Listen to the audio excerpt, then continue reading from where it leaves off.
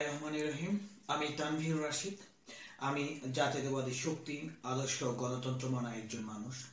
গত কয়েকদিন ধরে শাহরিয়ার নাজিম জয় নাইম নামে একটি ছোট্ট ছেলের একটা ইন্টারভিউ নিয়েছে, যেখানে জয়ের কারণে সেই ছোট্ট ছেলেটি গণতন্ত্রের প্রতীক বেগম খালেদা জিয়াকে একটি কটূক্তি করেছে এবং কটূক্তি করে কিছু কথা বলার চেষ্টা করেছে এবং বলেছে, যেখানে শাহরিয়ার নাজিম জয় পরবর্তীতে চেষ্টা করেছে যে সে এটি বলেনি, যে ছোট্ট নাইমি তার ভুলবশত হোক যেভাবে হোক সে বলেছে।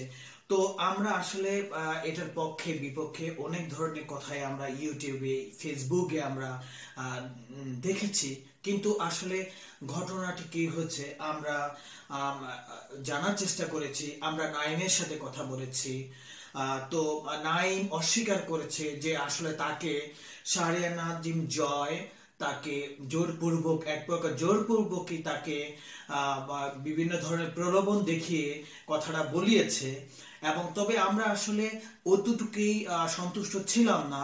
পরবর্তীতে আমরা যে যুক্তরাষ্ট্র প্রবাসী ওমর ফারুক সামি নামে যে ব্যক্তি $5,000 দিতে চেয়েছিলেন, সে পরবর্তীতে আবার মানাও করে দিয়েছেন যে দিবেন না এইসব তালবাহানা বা এই ধরনের কথা শুনে। তবে তার সাথে আমরা যোগাযোগ করার চেষ্টা করেছি এবং পরবর্তীতে ফাইনালি আমরা যোগাযোগ করতে পেরেছি তার সাথে, এবং সে তাকে আমরা বলেছি যে একটা রিকোয়েস্ট করেছি যে আপনি পূর্ণ একটা ভিডিও আমাদের কাছে সেন্ড করেন যে আসলে কি ঘটনা ঘটেছে। এবং তিনিও সম্পূর্ণভাবে কথা বলেছেন নাইমের মার সাথে এবং নাইমের সাথে কথা বলেছেন আসলে ঘটনাটা কি হয়েছিল। তো বন্ধুরা, আমরা একটু দেখে নিই সেদিন কি হয়েছে। আসলে আমি ওই প্রথমে যখন দেখি যে বনানীতে আগুন লাগে, আমি তখন আসলে অনলাইনে ছিলাম না বা ঘটনা জানতাম না। বাসায় যখন আসার পরে আমার ওয়াইফ বলে যে দেখছো এরকম একটা ঘটনা ঘটছে, ঢাকায় মানুষ কিভাবে লাফাইয়া পড়ে মারা যাইতেছে, আর অনেক মানুষ এখানে আইসা ধরেন আপনার ভিডিও করতেছে বা কোনো হেল্প করতেছে না। তো পরক্ষণে তিনি আমাকে বলেন, দেখছো একটা বাচ্চা ছেলে কিভাবে ওই পানির পাইপ ধরে বসে আছে। আমি বললাম কি জন্য ও বসে আছে? ও বলছে সম্ভবত যে ওই দিক দিয়ে হয়তো পানি বের হয়েছিল, এই জন্য ও বসে আছে। তো আমি বললাম সত্যি? তাইলে তো এটা তো এই বাচ্চাটা যেটা করছে সেটা আসলে অনেক বড় একটা জব করে ফেলছে। সবাই যেখানে সেলফি তোলাতে ব্যস্ত, সেখানে বাচ্চা ছেলেটা পানির ছিদ্র দিয়ে বসা আছে, এর মানে পানিটা যাতে ভালোভাবে যায়। ও আচ্ছা, তাহলে এটা তো আসলে, আর পুরো ভিডিওটা আমি দেখি নাই, এটা অত্যন্ত মর্মান্তিক, এটা দেখা যায় না আসলে, হৃদয়ের কম্পন শুরু হয়ে যায় মানুষের এইভাবে মৃত্যু দেখে। তারপরে আমি সাথে সাথে আমার ওয়াইফকে বলি যে আমার একটা ফ্রেন্ড আছে এরকম, মানে নিউ ইয়র্ক থেকে, ওর হচ্ছে আওয়াজ বিডির সম্পাদক শাহ আহমদ সাজ। তো আসলে ওর সাথে আমি প্রায়শই আমার বাংলাদেশের সমসাময়িক বিষয় নিয়ে কথা বলি এবং সবগুলো শেয়ার করি। তো ওকে বলি যে দোস্ত এরকম একটা আগুন দেখছো, বলতেছি যে হ্যাঁ আমি নিউজ দিয়ে কাজ করতেছি। আর আমি বললাম যে তুমি এটা একটু চেষ্টা করো, আমার আসলে এই ছেলেটা যেভাবে পানি পড়তেছিল ওই পানির ছিদ্র বন্ধ করার জন্য বসে পড়লো এবং ওর দৃষ্টি শুধু ওই মানুষের দিকে, আর অন্যান্য মানুষ সবাই ভিডিও করতেছে কিন্তু কেউ সাহায্যের জন্য আগেই আসছে না।